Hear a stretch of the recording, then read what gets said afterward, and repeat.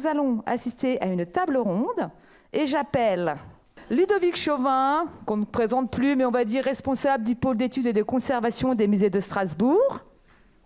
Donc là, la table ronde portera sur les besoins relatifs au bâtiment. Je ne sais même plus si je viens de vous le dire. Éléonore Follin, régisseur des musées de la ville du Mans. Frédéric Gaujac, coordinatrice de la réserve commune des musées de Nancy et de la métropole du Grand Nancy. Voilà, Frédéric, prend place. Karine Giry, assistante de conservation au musée de Guéret. Vous voyez, on a toute la France représentée. Hein. Et enfin, modératrice Asia Bajbutovic, architecte programmiste, qui a travaillé sur de nombreuses réserves, dont celle de Poitiers. Voilà, donc je vous laisse, je ne vais pas trop monopoliser la parole parce que le temps, malheureusement, est compté. Je vous laisse nous parler des besoins relatifs au bâtiment. Merci beaucoup, Nathalie. Donc pour vous dire, pour cette table ronde dédiée aux besoins des bâtiments, donc j'accueille ces 4 professionnels de musées différents, de domaines différents, qui s'occupent aussi des réserves de leur établissement. Et ce qui est intéressant dans la composition de cette table ronde, c'est que vos réserves ont un âge différent. Celles de Nancy, elles ont ouvert en 2013. Celle de Strasbourg, 2019, si je ne me trompe pas. À Guéret, c'était il y a 1 an. Et puis, au Mans, c'est en cours, pas encore. Donc, aujourd'hui, à la table ronde, on va voir différents sujets. On pourrait en parler pendant des heures. Donc, on va essayer de faire juste l'essentiel pour parler des sujets qui concernent les besoins des bâtiments, donc les besoins très pratiques. Et on va voir de quelle manière nos invités ont géré ces questions et quelles sont les difficultés qu'ils ont rencontrées et comment ils les ont affrontées. Alors, pour une première question, avant de construire ou réhabiliter un bâtiment, il se pose la question de externaliser, de mutualiser ou pas. Quoi externaliser, quoi garder sur le bâtiment principal, quoi mutualiser. Alors, à Nancy, il y a 20 ans, c'était assez compliqué de mutualiser parce que les esprits, on va dire, n'étaient pas ceux d'aujourd'hui. Aujourd'hui, on est plus habitué de faire la mutualisation des réserves entre plusieurs établissements. Frédéric, racontez-nous comment ça s'est passé il y a 20 ans. Alors, le projet de réserve mutualisée, il est d'abord issu du projet de rénovation du musée Lorrain, puisque les premières études du musée Lorrain en 2000, concernant la rénovation, en fait, indiquent qu'une réserve externe est indispensable au projet.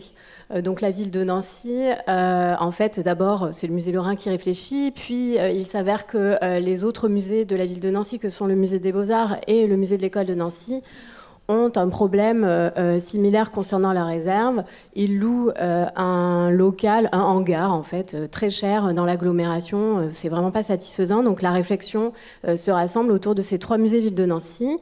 Et petit à petit, comme on travaille assez facilement avec nos collègues de la communauté urbaine que l'on connaît, ce qui est facilité par un maire de Nancy qui est également un président de la communauté urbaine, donc le lien se fait assez facilement. Donc le muséum aquarium et le musée de l'histoire du fer, qui est aujourd'hui féru des sciences, sont également interrogés sur leurs besoins en réserve. Ils ont également des besoins en réserve externalisés. Donc d'une réflexion qui concernait un seul musée, on va passer finalement à 5 établissements mutualisés. Et pour les réserves qui n'existent pas encore, les réserves mutualisées au Mans, comment ça se passe actuellement? À quel stade de mutualisation vous êtes? Pour vous présenter très rapidement le contexte, nous avons travaillé sur une étude de faisabilité d'un centre de conservation mutualisé, musée, médiathèque, archives, donc pour la ville du Mans. Pour être très honnête, on n'avait pas mutualisé grand-chose quand on a vraiment travaillé sur les besoins. Il y avait des discussions sur un espace mutualisé, donc PC sécurité, local PSO et pour le quai de déchargement. En décembre 2023, donc c'est très récent, on nous a dit que ce projet ne se ferait pas.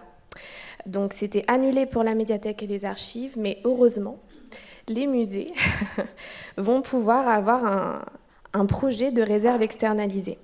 J'insiste sur le non visible et non visitable. Ça avait été très clair dès le début. Donc la mutualisation, vraiment cet espace, ce projet d'espace mutualisé est complètement annulé et on est vraiment sur une réserve à construire sur un site de la ville. Voilà, donc c'est un projet très clair. Donc, merci beaucoup. Une fois que l'externalisation, la mutualisation est plus ou moins réglée, il se pose la question du choix du site. Construire, réhabiliter un bâtiment. À Strasbourg, vous êtes dans un bâtiment existant. Comment ça s'est passé pour le choix de ce site ? En fait, ça se base au départ sur l'étude de programmation qui est essentielle, en fait, qui va définir tous les besoins. Je pense qu'on en reparlera pendant ces 2 jours. Et cette étude de programmation, en fait, a été implantée, en fait. En tout cas, il y a des tentatives d'implantation sur différents sites. Et le site actuel, en fait, est le 3e sur lequel, effectivement, on a aménagé les réserves. Auparavant, en fait, différentes études ont été réalisées en fonction de disponibles en fait, parcellaires, disponibles fonciers en fait, de la collectivité. Et voilà, le premier site en fait, était un site existant qui a posé des problématiques d'urbanisme, en fait, de plan d'occupation des sols. Voilà, donc l'étude a été assez rapidement mise de côté. Et il faut être patient parce que la première étude était 2013 à peu près et la seconde en fait s'est faite en 2015 sur une construction cette fois à neuf. Donc l'étude de programmation permet ça. C'est peut-être ce qu'il faut souligner, c'est tout l'intérêt, soit effectivement d'essayer de l'implanter dans de l'existant ou d'essayer de travailler sur de la construction neuve avec derrière, pour ce deuxième essai, une problématique budgétaire en fait qui est apparue d'une construction neuve trop onéreuse en fait. Et on a attendu 2017 à peu près pour cette fois intégrer effectivement un bâtiment existant avec différents éléments qui sont listés au-delà de l'étude de programmation, qui sont des études de potentialité en fait du site dont on pourra reparler, de sinistralité notamment, de qualité du bâti et de l'ergonomie en fait globale du bâtiment qui peut effectivement accueillir l'étude de programmation qui définit les grands ensembles fonctionnels. Et à Nancy, Frédéric, le bâtiment, initialement, ça doit être un bâtiment en réhabilitation. Oui, alors à Nancy, en fait, il y a eu, je reprends mes notes, de 2004 à 2009, donc il y a eu 12 sites qui ont été en fait étudiés. Donc le programmiste, à chaque fois, a posé ses bagages dans chaque site pour voir la faisabilité d'y installer nos réserves. Le programmiste s'est un peu arraché les cheveux sur ce projet. Là, effectivement, de 2004 à 2009, ça a été assez compliqué. Puis bon, à un moment donné, il y a eu quand même une réflexion qui s'est posée. On a dit qu'il faut acquérir un terrain. Donc l'acquisition du terrain, elle a été pensée à partir de 2007 et le terrain a été acquis dans l'agglomération nancéenne, à Maxéville exactement, en mai 2009. Et c'est une parcelle de 19 990 mètres carrés qui a été achetée avec une possible extension prévue dès le départ. Voilà. Et le site qui était présenté juste avant celui-ci, c'était un site militaire. Ah oui, un site militaire. Qu'il fallait dépolluer. Et qui était parti bien, mais après, c'était trop compliqué. Voilà, on a eu aussi des arches, donc des astrolabes pour les hélicoptères. Voilà, on a été un petit peu partout dans l'agglomération pour chercher un site. Je précise juste que Asia faisait partie de l'équipe des programmistes, c'est pour ça que oui, je pense que vous avez compris cette relation-là. Voilà. Merci Frédéric. Sur le bâtiment lui-même, quand on fait la conception du bâtiment, il faut prévoir les accès pour le personnel, pour éventuellement le public, aussi pour les œuvres évidemment et pour les autres éléments logistiques. Il y a aussi la question de la surveillance, du gardiennage. À Strasbourg, je crois que vous avez quelqu'un en permanence sur le site ? Oui, en fait, on a effectivement un logier en fait, qui est en astreinte 24/24, 7 jours sur 7, à la fois pour garder ce site qui est un peu en dehors de la ville, c'est pas très loin, hein, c'est à 20 minutes en transport en commun du centre-ville, mais le fait qu'il y ait cette externalisation assez forte et marquée à proximité de la frontière allemande, fait qu'on a mesuré en fait les capacités pour les services de secours, en fait, que ce soit les pompiers, la police, etc., d'intervenir très rapidement sur le site. Ce qui a plaidé effectivement en faveur de cette présence d'une loge 24/24, mais également pour que le personnel en fait puisse accéder au site assez facilement.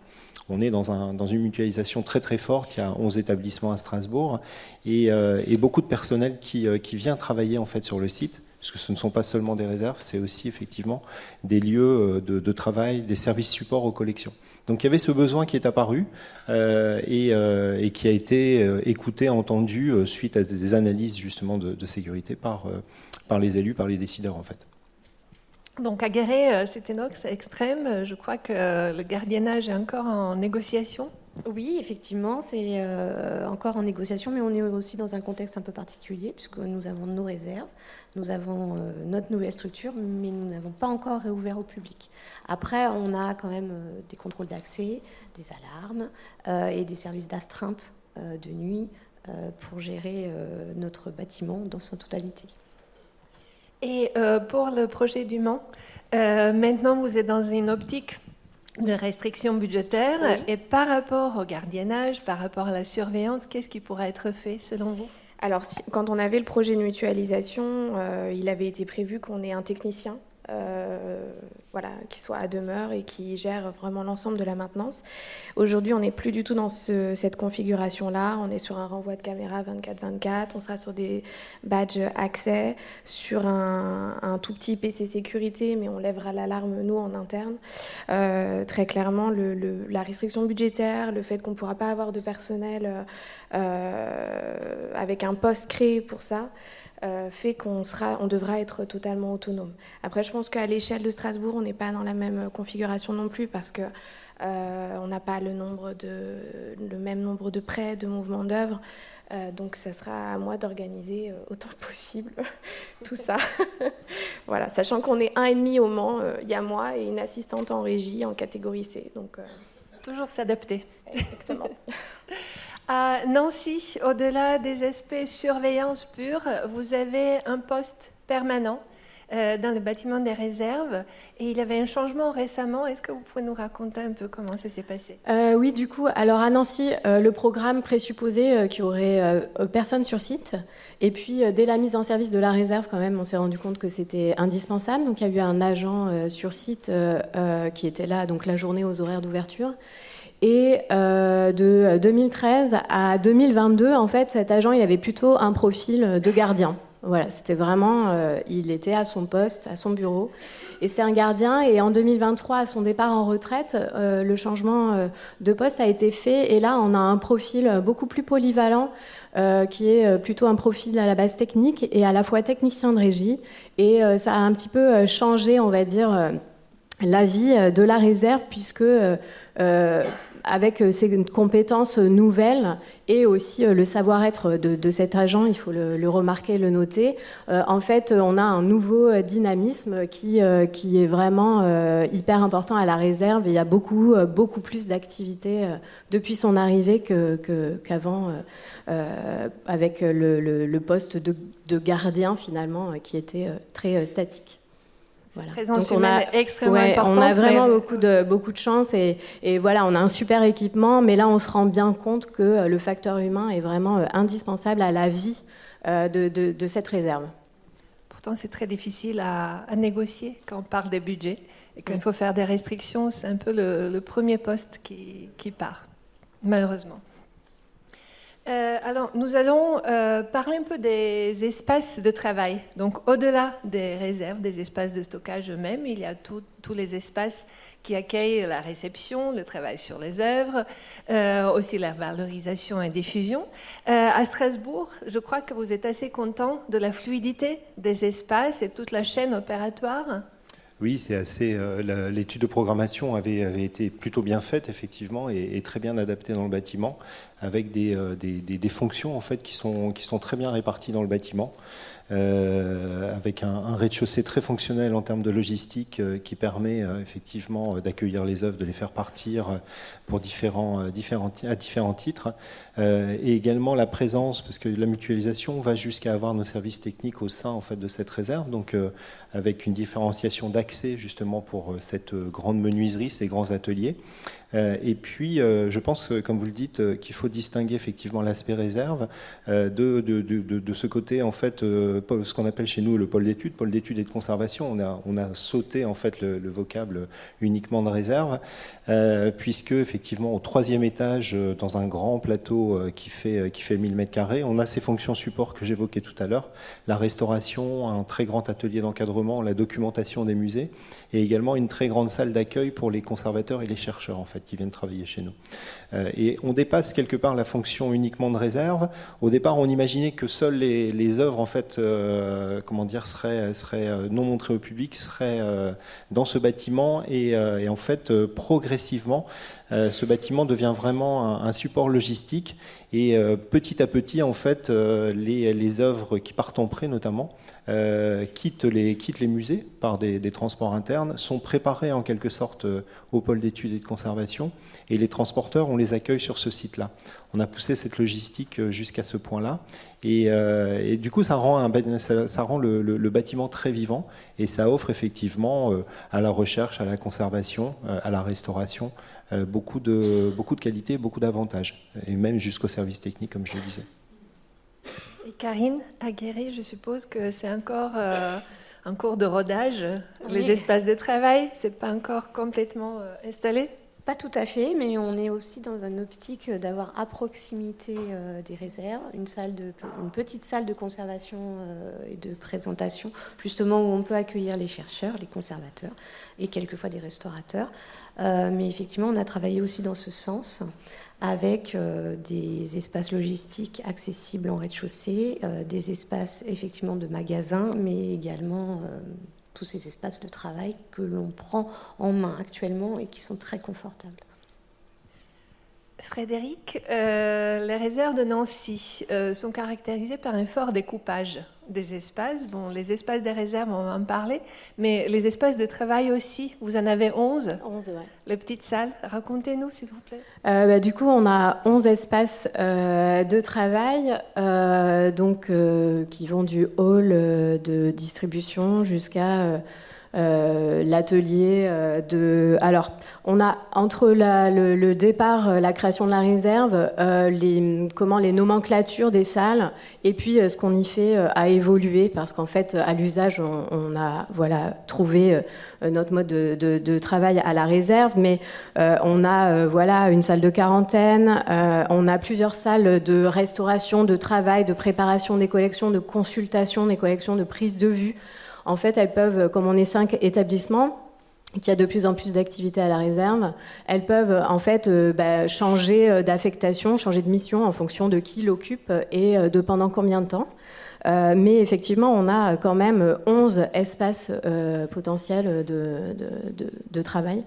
Et on n'a pas vraiment de bureau, parce que sur place, il n'y a donc que l'agent responsable du site qui est présent, et les équipes du musée, des musées utilisateurs viennent à la réserve, mais non pas un bureau fixe, par exemple.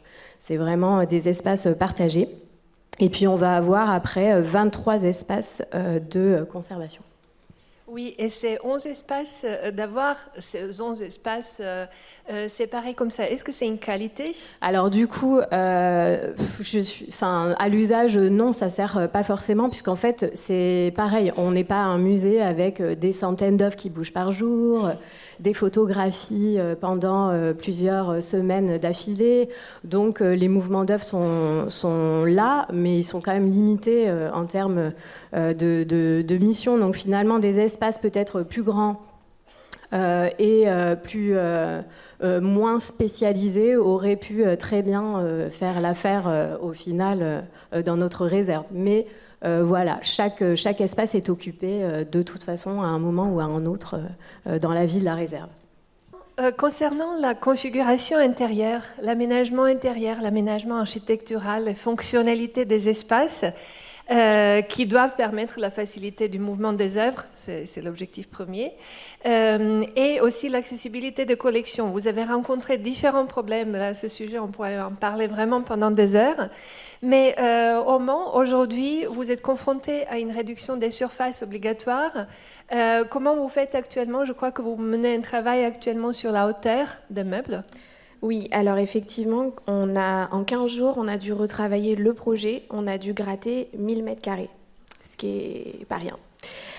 Donc, par exemple, on a mutualisé des espaces de travail, on vient de l'expliquer, on aura une salle pour le studio photo, la restauration, la salle d'encadrement. Et concernant les collections, là, on a vraiment travaillé sur...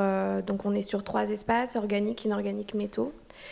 Et on travaille sur qu'est-ce qu'on va mettre dans cet espace-là pour décloisonner le plus possible en fonction aussi des fourchettes, hein, température, hygrométrie, ça on va en reparler. Quel objet on met dans quel mobilier, comment on le manipule, et si on est effectivement sur une hauteur importante, quel type de manutention on utilise. On a fait tout ce travail-là pour l'ensemble des collections. Et donc, voilà, on a vraiment essayé d'être très rigoureux là-dessus. Et puis, je voulais parler très rapidement aussi de l'accroissement des collections. On a dû revoir complètement notre pourcentage d'accroissement. Au début, on avait prévu une marge de 20% pour chaque typologie d'œuvre. Aujourd'hui, j'ai réussi à avoir une toute petite marge d'accroissement pour les tableaux et les sculptures. Tout le reste, ça sera vu dans un possible projet d'extension. Voilà. Qu'on vous souhaite. Merci. Déjà que le premier arrive à sortir. À Strasbourg, au départ, vous aviez des surfaces beaucoup plus grandes que ce qui est prévu aujourd'hui et vous avez joué avec la hauteur des meubles. Oui, effectivement, l'étude de programmation initiale pour tous les musées était basée sur un bilan sanitaire complet et estimait la globalité des besoins à plus de mémoire 18 000 m². Aujourd'hui, on a un bâtiment qui fait 8 300 m². Donc comment on passe de l'un à l'autre? C'est effectivement le bilan sanitaire, l'étude de programmation, le fait d'avoir aussi dans ce bilan sanitaire initial travaillé sur les réserves existantes, en maintenant certaines, les plus récentes, qui a permis d'exclure déjà une volumétrie importante en fait, et de considérer qu'on ne transférait pas ces parties de collection. Dans ce projet également, on intégrait d'autres services supports, le stock des catalogues, beaucoup de choses en fait en plus qu'on a écarté de ce fait. Donc c'est un premier tri qui a été réalisé.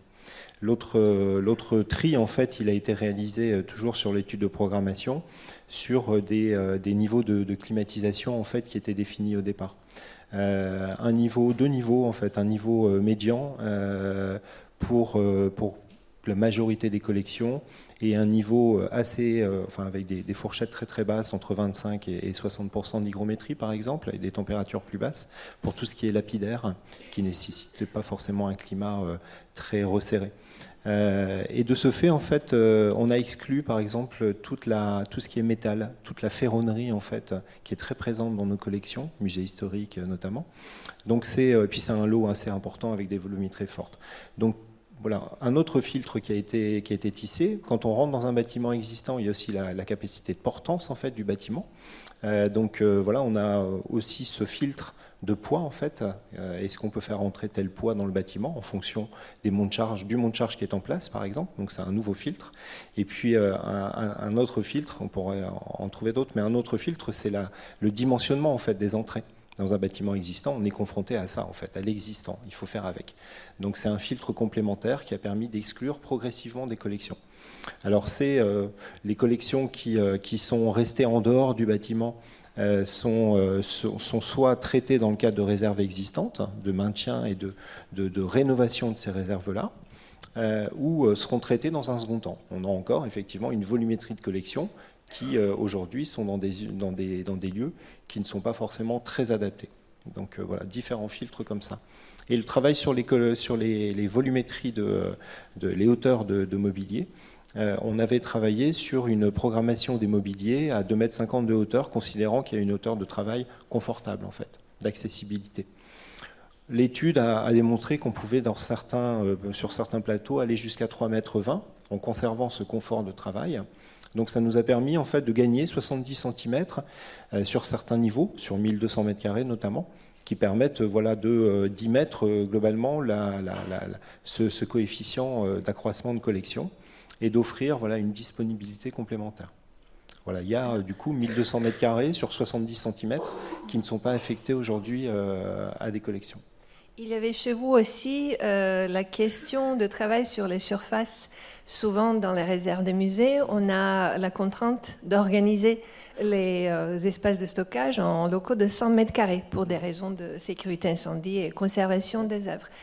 Chez vous, vous avez pu vous affranchir de cette limite? Tout est décloisonné en fait. On a des grands plateaux de 1200, 1300 m² qui n'ont aucune division spatiale en fait. Donc vraiment des grands plateaux ouverts. Les divisions en fait, elles se font par les mobiliers. Des mobiliers qui correspondent à des typologies spécifiques et la mutualisation a été poussée jusqu'à avoir des typologies par exemple de peinture ou de textiles où tous les textiles des musées de Strasbourg sont réunis au même endroit. Après, chaque musée va retrouver en fait ses collections qui sont réparties et ordonnées en fait dans ces rangements. Mais le décloisonnement était rendu possible par une étude faite avec notamment les services de secours et puis des aménagements spécifiques. Donc on a des gaines de désenfumage qui sont assez présentes. Ça contraint effectivement les choses, mais en même temps, c'est au profit effectivement de ce décloisonnement.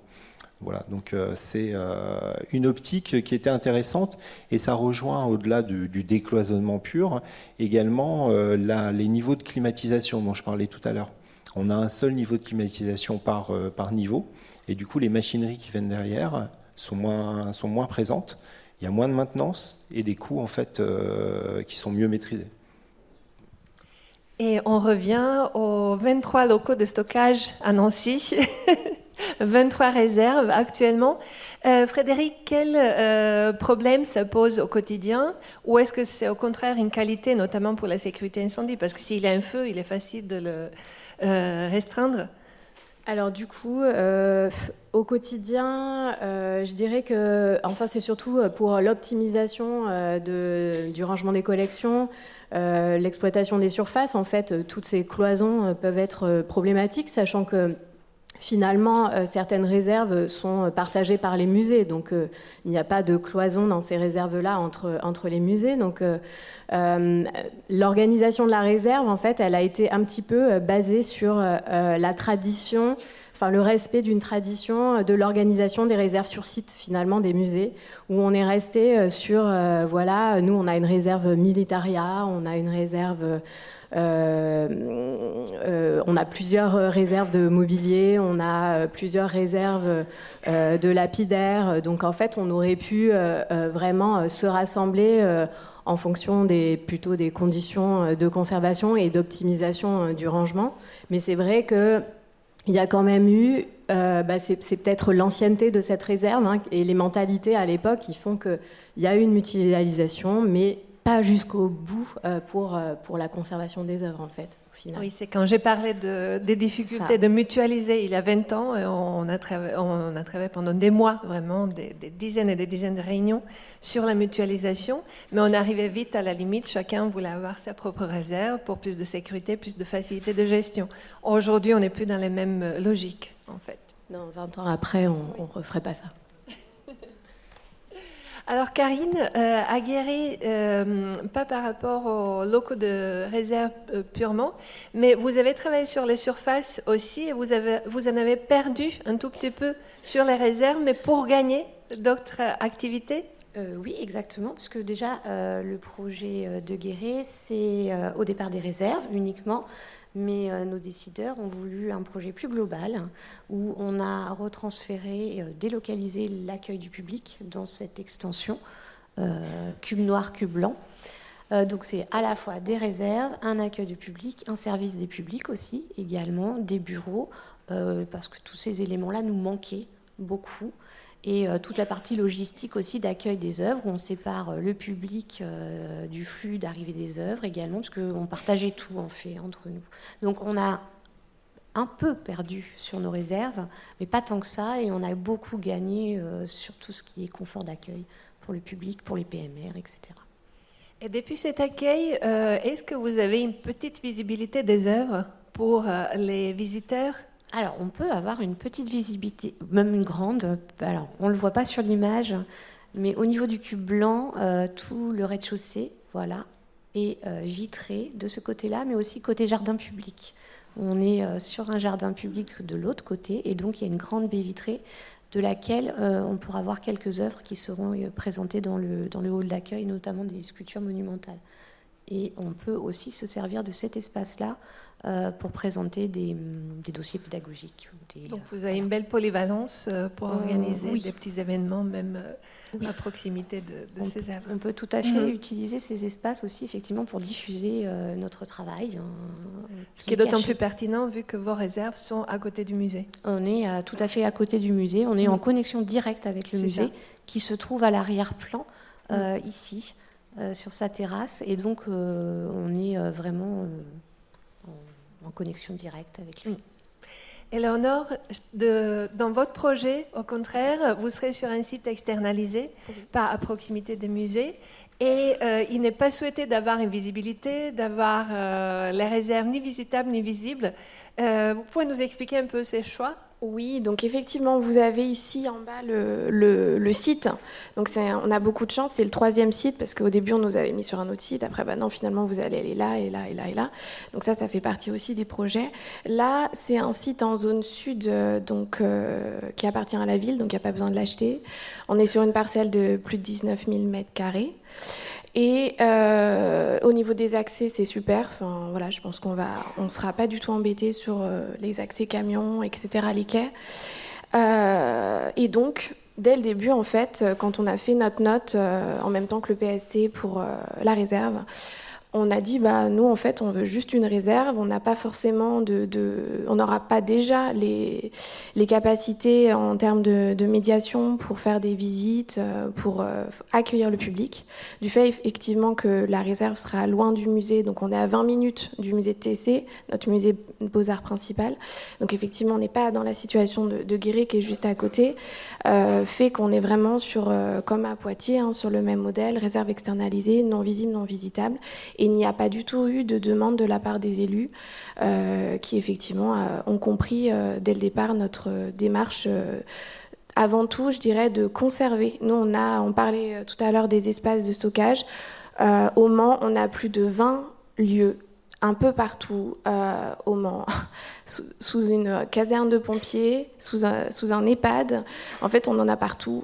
Des œuvres qui sont pas du tout bien conservées, avec des énormes problèmes de manipulation, d'accessibilité. Donc là, c'est vraiment une réserve pour conserver, pour gérer avant tout. Et puis après, il y aura sûrement des façons de valoriser aussi davantage ce travail-là. Voilà. Et à Strasbourg, au contraire, il y avait une volonté, mais il n'y avait pas forcément le budget qui va avec. Qu'est-ce que vous avez réussi à obtenir? Oui, en fait, dès le départ, en fait, dans l'étude de programmation, les élus ont souhaité avoir de la visibilité, voire rendre visitable en fait la réserve et faire de la médiation, accueillir du public réellement. Donc ça a été projeté dans les études de programmation et dans les études de potentialité des différents sites. Et au final, effectivement, sur le site que vous avez sous les yeux, en fait, on accueille effectivement le public. Alors sous ce auvent rouge, vous percevez peut-être au fond en fait un petit édicule rouge qui sont des containers. Il y en a 7 assemblés. C'est une salle de médiation qui accueille le public avec une programmation de médiation réalisée par le département éducatif et culturel. Et ça dialogue en fait avec des vitrines qui ne sont pas visibles ici, mais qui sont sur le pourtour du bâtiment, sur cette façade-là et sur la façade sud de l'autre côté.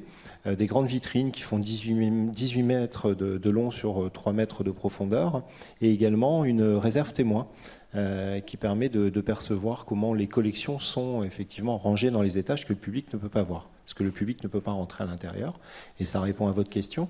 Effectivement, cette dimension en fait de RP en fait a été étudiée effectivement dans ce site-là, mais demandait des aménagements en fait très importants. créer une autre tour d'escalier, en fait, des issues de secours, des monts de charge séparés des œuvres, etc. Enfin, plutôt des ascenseurs séparés des œuvres. Voilà, il y avait un coût financier, en fait, qui ne pouvait pas être intégré dans le budget du projet. Et puis, il n'y avait pas la place, c'était au détriment aussi de surfaces, en fait, qui auraient été destinées au public. Donc voilà, on a du coup une forte visibilité à l'extérieur, un titrage du bâtiment, comme vous le voyez. Voilà, on indique clairement que les réserves, en fait, des musées Strasbourg sont là, qu'on y travaille, puisque toute la médiation qui est faite, elle est faite, comme je le disais, sur effectivement la manière de ranger et de conserver les collections, mais également sur les métiers du patrimoine. Il y a une dimension, en fait, de médiation qui est faite sur ce sujet-là. Et concernant le titrage et l'affichage du bâtiment, à Nancy, au contraire, il y avait une forte volonté pendant toute l'étude de programmation de ne pas afficher, de ne pas indiquer qu'est-ce qui est dans ce bâtiment. Et au final, c'était le bâtiment assez visible qui était choisi. Oui, c'est un bâtiment de couleur jaune et verte. Alors, il se trouve dans une zone d'activité, tout au fond d'une zone d'activité. Voilà, vous avez là la façade avec un très beau mouchard à biais vert. Là, vous avez donc le portail qui coulisse et qui s'ouvre et qui donne accès au hall au quai en fait, de chargement et déchargement. Et donc, on est sur un bâtiment complètement reconnaissable. On n'a pas de titre sur le bâtiment. En revanche, on a fait la pose d'une première pierre et une inauguration pour bien signifier où était ce bâtiment, tout en ne voulant pas du tout que l'adresse soit connue. Alors, on peut rester un peu sur cette image. Et dans un bâtiment de réserve, il faut parler évidemment des matériaux qu'il faut utiliser, de leur performance. À Nancy, justement, vous aviez un problème avec les sols. Oui, on a un problème au niveau du revêtement du sol, c'est-à-dire que dans les zones de circulation, le sol est granuleux, il est jaune, comme vous le voyez dans les salles. Là, ce sont des salles de réserve, et là, le sol est lisse. Mais notre problème, c'est le cheminement des œuvres sur en fait, le sol granuleux de tous les chemins de circulation. En fait. Donc, c'est quand même assez problématique. Pour la conservation des œuvres que l'on amène dans nos réserves. Et on ne peut rien y faire de spécial. À part refaire le sol. À part refaire le sol, évidemment. À Guéret, vous avez un autre problème avec les matériaux. C'est dans les réserves, vous avez du flocage au plafond. Oui, alors malgré le fait que ça fait juste 1 an que nous sommes dans nos murs, effectivement, on a du flocage qu'on aperçoit d'ailleurs sur la réserve peinture. Certains plafonds qui présentent un flocage d'isolation et qui effectivement n'est pas du tout pas génial en fait en termes de poussière et de dégradation. Et ce qui nous du coup, dans notre expérience, c'est d'être attentif justement à ces matériaux et surtout chercher les fiches techniques et les demander quand on ne les trouve pas dans les APD ou des choses comme ça. On a un peu manqué de fiches techniques pour nous expliquer un peu ces matériaux-là et de ne pas avoir la surprise de découvrir le flocage au moment de rentrer dans la réserve. Voilà, pour notre expérience. Conseil pour Éléonore, anticipez bien le problème des matériaux. Et lisez les CCTP. Oui, et je veux vraiment remercier tout le réseau parce que, alors moi, j'ai eu beaucoup de chance. Je suis allée me promener un petit peu partout. Tous les régisseurs qui m'ont accueilli m'ont expliqué vraiment dans le détail, ne serait-ce que quel bloc-porte il faut utiliser quand vous ouvrez une très grande porte qui est très lourde, ou au contraire, si on a besoin d'une petite porte. Il y a ces questions-là, effectivement, d'aménagement des espaces de réserve, comme on le sait, mais pas de canalisation, faire attention, ne serait-ce aussi à l'électricité où vous mettez vos interrupteurs. Moi, j'ai gratté un petit peu partout, donc je remercie vraiment tout le monde parce que, en fin de compte, on est face à des projets qui ont 20 ans, qui ont 30 ans, mais en fait, on se nourrit en fait, justement de tout leur retour d'expérience. Donc ça, c'est vraiment très précieux. D'où l'intérêt des journées comme ça. À Strasbourg, vous avez été confronté aussi à la question des matériaux parce que vous êtes dans un bâtiment existant qui a été en partie déconstruit. En fait, il a été déshabillé. Et comment vous avez géré ça ? En fait, c'est effectivement l'étude de potentialité en fait, du bâtiment existant qui était assez importante. Et dès le départ, on a fait une étude, avant même que que le projet soit, qu'on ait décidé d'implanter le projet à l'intérieur, on a fait déjà une étude climatique qui a duré 1 an pour bien mesurer en fait l'inertie et les capacités d'inertie du bâtiment. Non, ce qui était intéressant dans le bâtiment, c'est qu'il a une structure en fait poteau-poutre tout en béton. Donc il a une très bonne assise et je dirais une capacité de portance importante. C'est ce qui nous intéressait. Après, justement, les pots d'habillage extérieur, c'est un ancien bâtiment industriel qui accueillait du fret.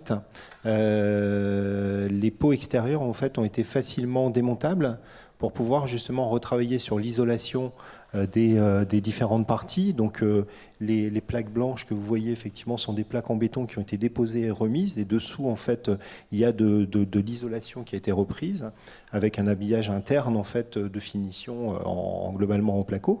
Et puis par-dessus, en fait, c'est des choses assez simples. Il y avait dans notre projet une dimension haute qualité environnementale avec l'utilisation de matériaux, c'était souhaité dans la programmation, de matériaux simples, facilement remplaçable et assez pérenne. Donc globalement, en fait, c'est de la tôle d'acier en fait qui est posée et qui vient rendre aveugle en fait les deux. Donc c'est les deux surfaces de tôle en partie basse qui vient rendre aveugle en fait ces 2 étages de réserve. Et puis la troisième partie, en fait, tout en haut avec les fenêtres, n'existait pas. On était sur un bâtiment avec une toiture terrasse et sur lesquels l'architecte a fait la proposition de greffer en fait une structure métallique, une charpente métallique. Donc on la voit, elle vient s'arrimer en fait sur le pourtour du bâtiment. Ça a permis de surélever en fait ce niveau-là, enfin de le créer et d'offrir en fait cette fois par des percées un apport de lumière pour les ateliers de travail qui s'y trouvent, la restauration, l'encadrement, la documentation, etc. Et également un niveau de réserve en fait qui est sur le côté. Et la dernière partie qui était assez intéressante et qui répondait aux problématiques de sinistralité potentielle par rapport aux infiltrations d'eau a été de mettre une toiture en shed qui est aveugle en fait. Alors c'est une évocation des industries en fait qui sont autour de ce site, mais ça permet surtout d'évacuer les eaux pluviales très rapidement. Donc on enlève cette problématique de sinistralité. Et puis par ailleurs, l'eau du coup est captée par ces systèmes de descente d'eau. Vous voyez, hein, les séquences beaucoup, elles sont très présentes dans le bâtiment.